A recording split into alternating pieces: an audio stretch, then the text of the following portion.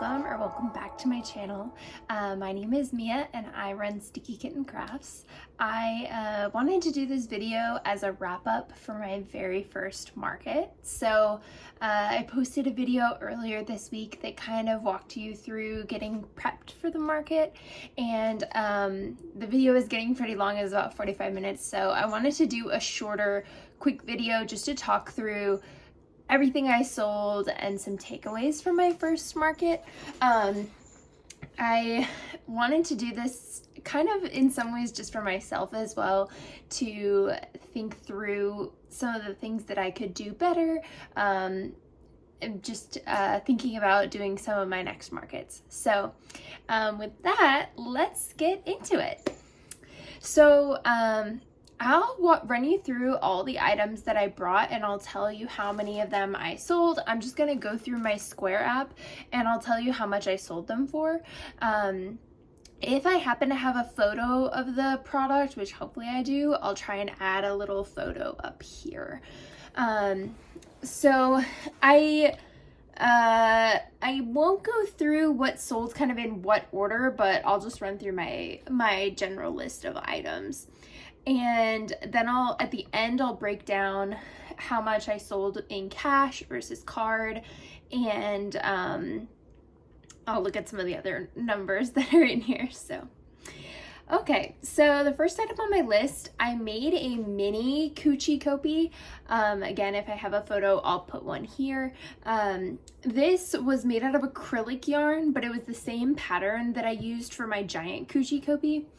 And the giant coochie kopie was like bringing everyone into my booth. And then this little mini one actually did end up selling. I had him priced at $150. He did probably take me about 12 hours. There's a lot of stitches in this pattern, so he took me a long time. So I ended up selling him for $150.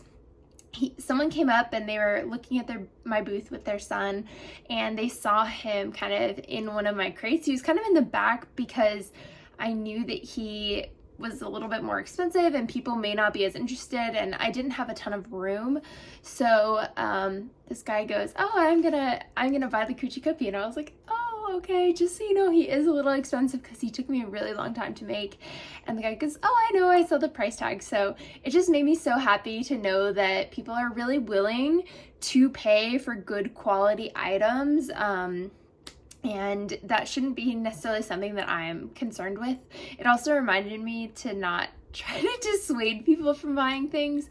But I know the feeling of when you pick something up and you're like, "Oh, I'm gonna buy this," and then you look at the price tag and you're like, "Oh, maybe not today," you know?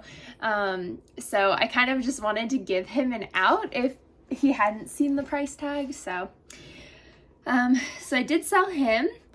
Next, I made a big chicken pillow. So where I live, we have a KFC that looks like this, and I made a pillow to kind of emulate that. At a lot of our local markets, I see people selling dish towels and things like that with the big chicken on it. People love the big chicken around here, so I made a little pillow. So I did not sell the pillow. It was $65. There were a lot of people that were interested in it, and people definitely knew what it was, so that was really exciting. I did freehand this pattern, so I was glad that it came out so well. And I think I said I had that one for $65. So the next thing I had was a burger coaster set. I actually had a burger and a sandwich coaster set, both for $65. I ended up putting them in this bread basket. I posted that in a past couple of videos. I had gotten that at a Goodwill and I wanted to use it as a display item. So I think that really helped just people to see that, the one was a sandwich.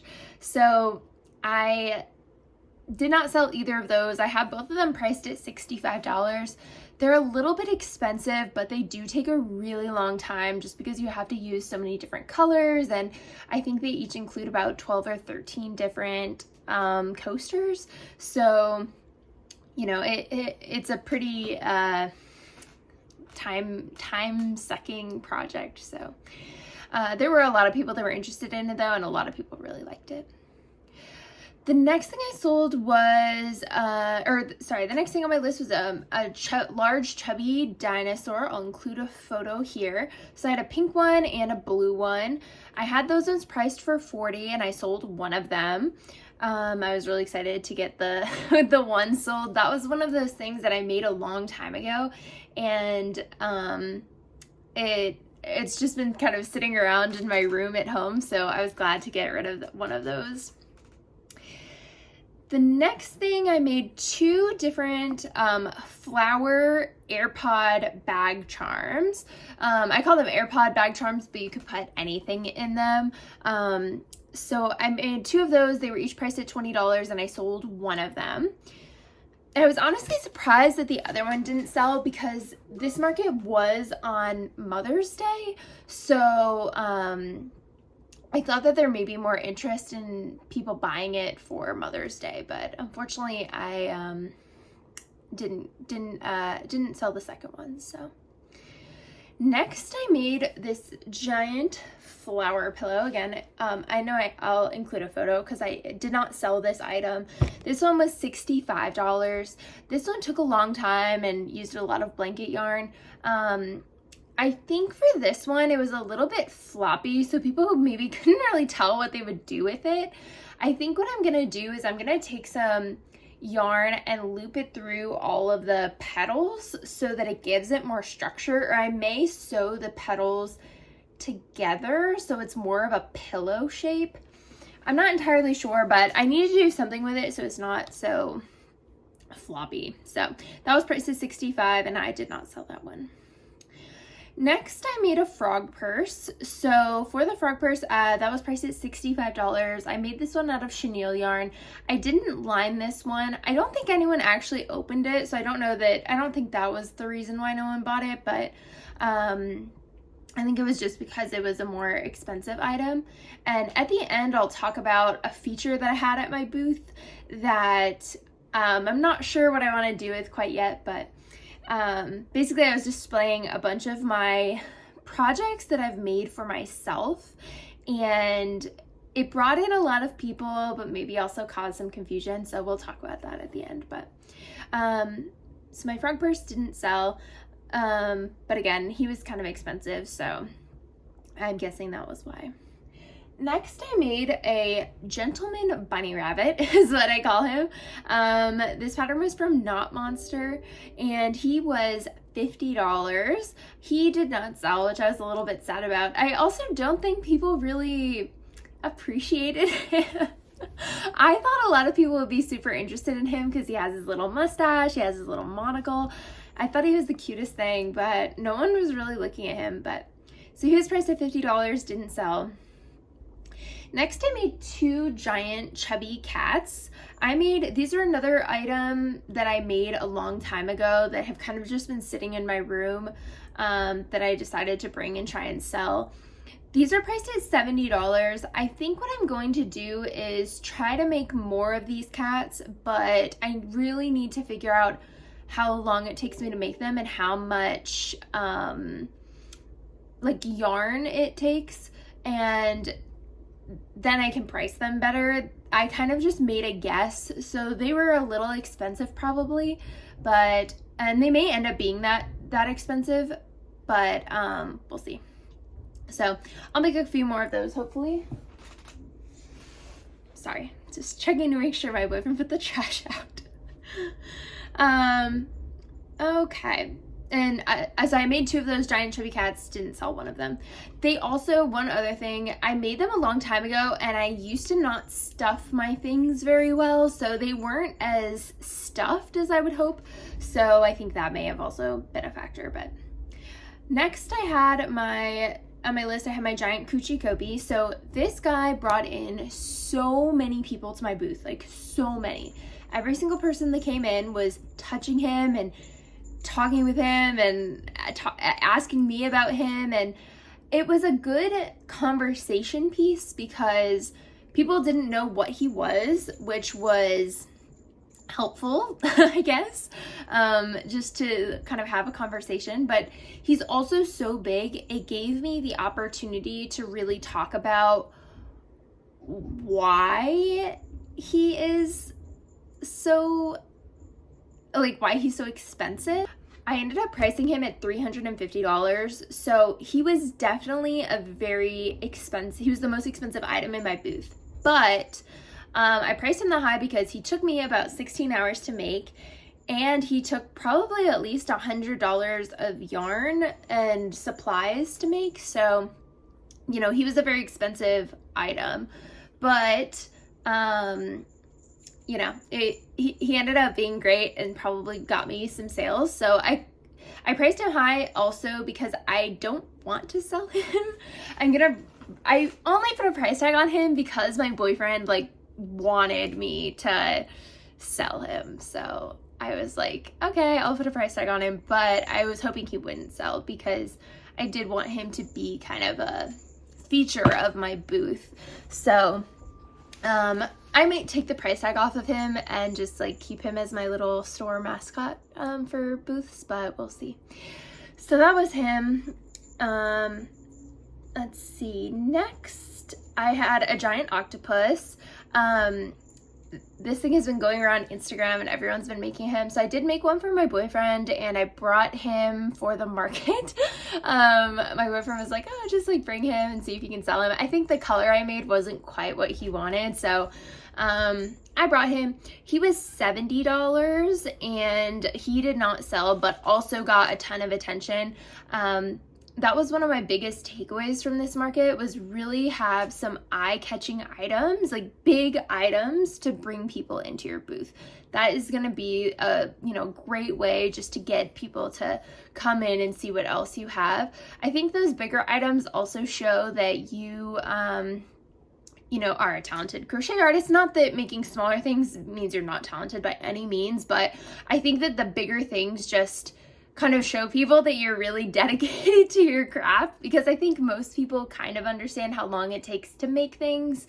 A lot of people brought that up to me, like they saw the giant coochie copy and they knew it took me a long time to make. So, you know, I think it's just, they're an interesting conversation piece at least to bring into your booth. So the next thing, I made these little glasses pouches, and I made 7 of them. I was just checking my inventory for that.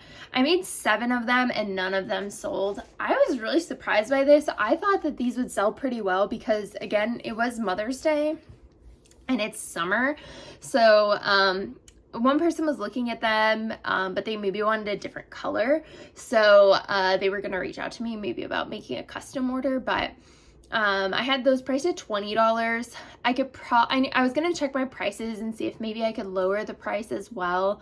But those do take a while, so we'll see. Maybe they'll sell at a later market. The next thing I made was an ice cream plushie. I had this one for $20. I actually had a little ice cream stand that I had got at Goodwill that I was going to bring to display the ice creams, but I actually ended up only making one of them. So I didn't end up bringing the little stand, but I ended up selling the ice cream anyway. I think for my next one, I'll definitely try to bring that stand. I also didn't have time before my market to repaint it and put my branding on it, so I just didn't want it to be confusing that it was this like kids. I don't think people would have cared, but yeah, so I did sell one plushie ice cream for $20. Next, I made these bandanas. I made some larger ones and smaller ones. I'll talk about the larger ones first. So I made some with a peacoat stitch. Those were, I priced at $35. I made 2 of them and I sold 1 of them. Those are one of the things I wanted to make a bunch more of before my market, but just didn't have time, but I did end up selling 1 of them. Next, I had a large bunny with overalls and a hat. He is the cutest thing ever. This one sold immediately, like almost immediately. I was so excited about that. So that bunny was $60, and I made one and sold one. Next, I made a larger dragon. I made this actually for my friend. She loves dragons and wanted me to make one for her, so I did. This did not sell. I had it priced at $65, so it was a little bit more expensive. He was also kind of stuck in a weird place on my booth, so that could have also been it could have been due to that. The next thing, I made a large poppable mushroom. So the ones where the top kind of comes up and down. That one I had priced at $20 and I sold it. I only made one of them. I wish I would have made more. I think they definitely would have sold because he sold out pretty early.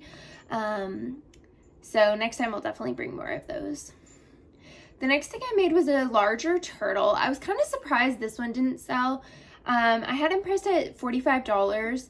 I just made one of them, and again, it didn't sell. Next, I made, I think I had 6 leggy frogs, and I sold all 6 of them, and I had them priced at $10. I definitely found that the smaller items that are like $10 to $20 sell the best, at least at the market that I was at. And I'll talk a little bit more about my market at the end, but I sold all of my leggy frogs. Next, again, I had an area in my booth where I wanted to have just kind of some display only items that people could order from my website because they're more kind of custom pieces. I brought all the letters for my name because I had crocheted out my name, and someone wanted just the I, and I was like, okay. I was like, I wasn't really planning on selling this. You can order one on my website. And they were like, oh, and they seemed pretty sad. So I was like, okay, never mind, you can have it. So I ended up adding that one to my square last minute, and I sold that for $30, which is consistent with what I sell it for on my website and on my TikTok shop. So I sold one of those. Next, I made Maybell chickens. I made, I think, 20 or so of them, and I sold 11, and those were $10 each. Again, those were another great buy for younger kids. They just came up and were destroying my booth, so not destroying, but they they were just like loving everything and touching everything and checking out everything. So yeah, not destroying, just actively shopping. Next, my best friend had brought some of her mom's handmade cards. She had wanted to show her mom that her mom could sell her stuff too, so we set up a little card stand that had her mom's cards available. So we sold one of those, which she was really happy about, so that was awesome. Next, I made a little mini chunky mushroom. I made only one of those and sold it for $12. I actually brought a ton of yarn to prep some of these at the market, and I completely forgot stuffing. So I got it out and I started working on it, and I was like, wait, I can't even stuff this. So I just put it back in my bag and didn't end up making it, but I sold that one for $12. Next, I had some mini octos. I had 6 of these and sold all 6 for $10. Those were a huge hit. They didn't move as fast as like some of the other items, but I ended up selling all of them at the end. Next, I made some mini stingrays. These ones moved really quick. I had only 3 of them, but I sold all 3 and they were $10, and I sold out of them towards the beginning of the market. The next thing, I had 2 of the little mini Yip Yips, and I sold one of them. They were priced at $15. My best friend's mom actually bought one of them, and she's been putting her hand sanitizer in it. And my friend sent me a cute photo last night of it sitting on the table when they were out to dinner. She's like, my mom is obsessed with this thing. So it just made me happy that she really likes it. But so I sold those for $15. Let's see. The next thing, I made a ton of scrunchies because I knew it was going to be Mother's Day, so I thought maybe someone would buy them. I also had them priced at about $6, so it was one of the cheaper items in my booth. I ended up selling 4 of them, and I was also super shocked because most of the ones I sold were the fur yarn ones. I made a bunch of velvet scrunchies and not a single one of those sold. Actually, yeah, no, not a single one of those sold, which I thought those might be more popular since it's summer, but people loved the fur yarn scrunchies. So anyways, I sold I think 4 or 5 of those and they were priced at $6. Next I have 2 bandanas. One was a small granny square bandana. I was hoping to make more of these, but they ended up taking a lot of time, so I had just the one for this market. That one I had priced at $20 and it didn't sell. And then I had a smaller peacoat stitch bandana. That one I had priced at $10, and I had a matching larger bandana, so I thought someone might buy one for them and their dog or something like that. The smaller one was priced at $10, but that one did not sell.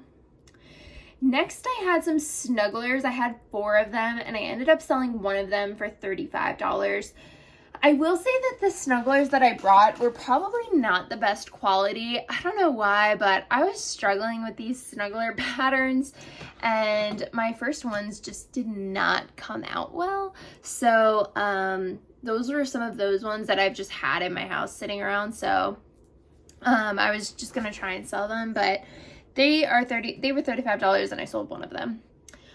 Next, I had some stickers. I think I sold 5 or 6 stickers. I had them priced at $4.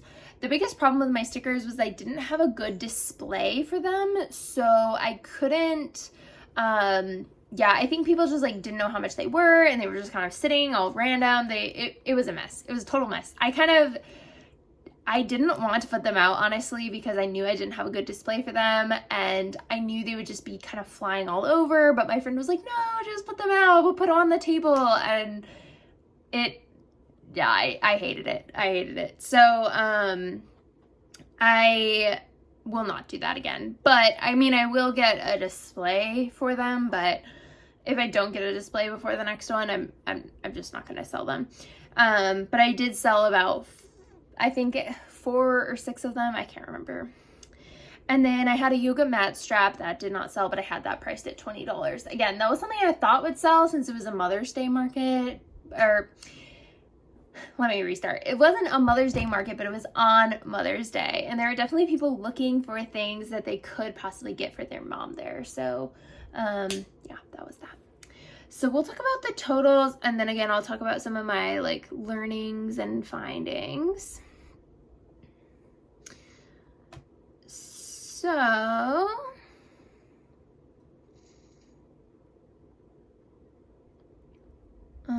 sorry. Okay, I'm at the right place now. So I did end up getting a square reader for this market. I think that like honestly helped boost my sales so much. So 83% of my sales were on a card, and 17% were cash. So, you know, obviously the fees aren't great, but, you know, I would much prefer the $20 of fees. That's what I ended up paying, $19.66 for fees. So, than like not being able to make the sale. So, so let's see, in total, I collected $797.12. So just about $800. $662.50 were card, and then $134.62 were cash. One thing to note for my cash sales, I put everything through my Square app. So for my cash sales, I was putting in like, if something was $10, it would say it's $10.60 with tax, but I was actually only taking $10 from the customer. So I'm going to eat the loss of the taxes for those ones, which again isn't super great, but I need to figure out maybe a better way to either like price my items or do that. I'll probably watch some more YouTube videos to figure out how other people do that, but that was how I ended up doing that. I didn't have a lot of time to set up my Square reader ahead of time, and it's kind of hard to test it out yourself. I mean, you can, but it was just kind of hard to do that. So, and I didn't want to, it was just complicated to test out ahead of time. So I had, again, $19.66 cents of fees. So my net total, I guess before taxes, was $777.46, and I think my gross sales was $752 without the tax. So all in all, I am just beyond happy with how everything went. This was a market at a brewery, and it was from 1 to 6. One thing that was a little bit odd was that there was another market right across the street, completely different organizer, and that one was a much bigger market. But that market started at noon and ours started at 1. So a lot of people were coming up and trying to buy things before we were even kind of fully set up. Technically we got there around 11:30, and we were mostly set up by 12:30, but people were starting to come and purchase things at 12:30, almost on the dot. And I made back my whole booth fee before the market was even supposed to start at 1. So my booth fee for this was about $65. So in total, I guess I made close to around $700 once you take out the, the booth fees and parking and stuff. So overall, I'm super happy with that. And I guess my main kind of takeaways were to definitely continue bringing large items. Some of my friends went over and saw some of the other booths in the area, and they said that a lot of the other crochet booths that were there didn't have large items. It was a lot of really small things. So I think that definitely kind of made me stand out compared to some other people. And then definitely still bring a lot of small items, because that's what they will easily get people to buy. If it's less than $20, I think people are definitely more likely to purchase something. And then the last thing I was going to talk about is my so I had an area in my booth. I'll try to include a photo that I had this area where I brought all kinds of items that I had made for myself personally or for my friend. And I wanted to set that up just so that people could see some of the other things that I can do, and, really wanted to showcase some of my more like intricate work. So I brought 2 of my sweaters that have like a tapestry pattern on the front. I brought a couple of my sweatshirts and t-shirts that I sell on my Shopify that are, fulfilled by Printify. I also brought a bunch of my own personal purses. And for my purses, a lot of them are ones that I made it for myself just as a test to see if I would want to kind of continue making them. So some of them aren't lined, they aren't maybe the best quality because it's my first one. So I didn't want to sell them directly to people. There were a couple that I would have been willing to part with, but for the most part, I didn't really feel comfortable selling them just because I knew it wasn't my best work.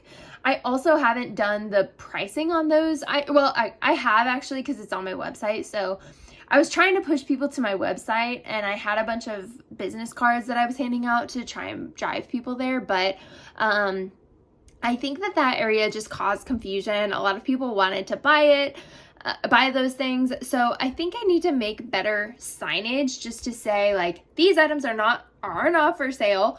However, if you're interested, you can check out my website or something like that.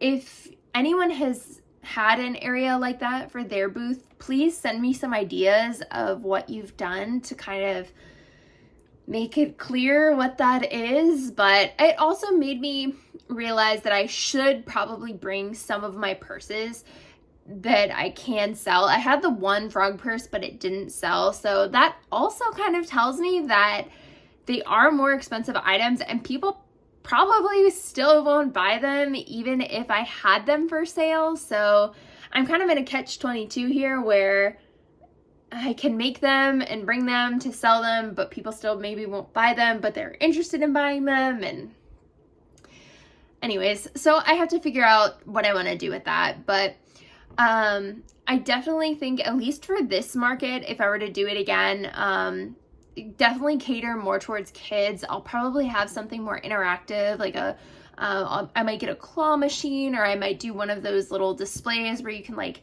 you know, fish for your own fish, something like that, just to really like bring up engagement with the kids and bring them more into my booth. And then I think if I want to have both kind of like home goods and plushies, I need to delineate them more.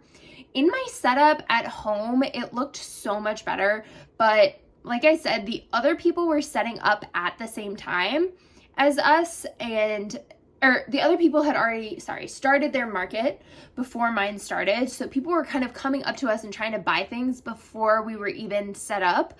And so we were kind of just rushing. My best friend came to help me set up my market as well. And she was kind of just trying to be helpful and put everything out. And like, I so appreciate that, because I couldn't have done it all on my own. But because of that, everything wasn't quite how I wanted it, or quite how I had originally planned it out at home. So I think next time if I have someone coming to help me, I'm going to have a little diagram or some photos and just be like, okay, like here's exactly how I want it. Just do this. So, and obviously your booth has to be pretty dynamic. We had to change things around as the day went on because things were selling, all those kinds of good things. But, my table just felt super cluttered. And again, when I did my original setup, I didn't have her card stand there. So that kind of added a little bit more. I also didn't have my stickers out. And again, they just like gave me OCD anxiety for having them all over the place. So anyways, so those are kind of my main takeaways from that. But if you are thinking about doing a market, just do it. Like, just do it. It's so much fun. I had a great time. It's definitely an investment up front. I think I spent probably around $400 just on getting all of the things that I needed for my booth. So I got a tent, I got 2 tables, and obviously like you can bring this price down by finding a cheaper tent. Mine was about, I think, $150. I got 2 tables. And you know, you only have to start with one. I just wanted to get 2 because I knew I would eventually need one anyway. And I had a lot of stuff, so I'm glad I did get 2. You could also find a market that provides these things for you. But I will say those markets are typically a little bit more expensive. So you might pay more for a booth fee. So just keep that in mind. And then what else? I also bought like a foldable sign so that I could have my brand name on it. That was, again, something I should have done prior, like wrote everything out on there, because I just didn't have time once we got there. There were just too many people. And we made most of our sales in the first hour and a half. And that, like, I guess hour and a half plus the 30 minutes prior to the market even opening. So, so I've got one of those I got one of those little foldable chalkboard signs to write my name on, because I also didn't have a vinyl banner like a lot of people have. I just redid all of my branding. I made a new logo and stuff, so I didn't have time to order a banner prior, but so I just had that foldable pizza sign. I also had like a plant stand that I used, but you can see it back here. I have that normally to hold all of my yarn and stuff, so if you wanted to buy those, that would be a cost. The pine boxes to help with your display, I ended up buying those at Joann's on a really good deal, and usually you can find coupons and stuff, so definitely check just keep watching their sales and find them when they're on a good deal. Between Joann's and Michael's and Hobby Lobby, they have them on sale like just about every week, but just try to like price watch for a while and you'll find the cheapest one. And then you could also find those at Goodwill. I had been checking out my Goodwill for a while and didn't see any, but I found a bunch of my other display items at Goodwill. So I had these big kind of wicker trays. Those worked out great. Definitely use Goodwill as a place to find some of your first booth items, because it will help you save a bunch of money.